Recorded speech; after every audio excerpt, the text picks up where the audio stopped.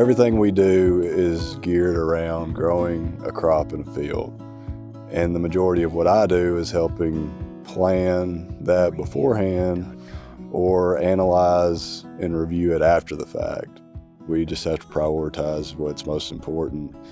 And the fungicide that we apply really keeps our corn standing longer. It keeps it healthier for longer. So it can really hold our corn up until we can get to it and harvest it later in the year.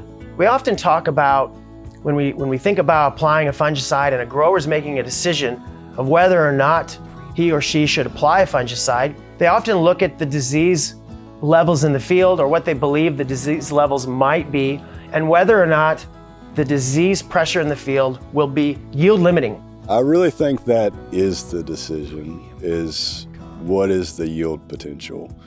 I know fungicide is used to keep our plants healthy, but we don't just base that application on if there is a disease risk. We more base that decision on if there's a yield potential in the field that we have, and we want to protect that for the rest of the season.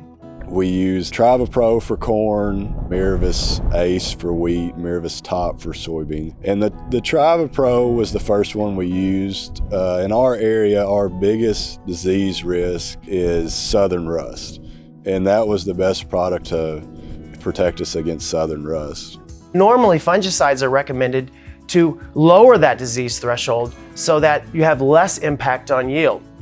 But even in cases where we have low disease thresholds, maybe even less than yield limiting disease threshold, we're still seeing benefits, yield benefits, in the absence or under very low disease pressure that are contributing to higher yields. I know it equates to greener plants because you can see that in the field. They hold their greenness longer later in the season. I think we've proven to ourselves in numerous scenarios in the past that if the yield potential's there, it's beneficial to spray and it's economical.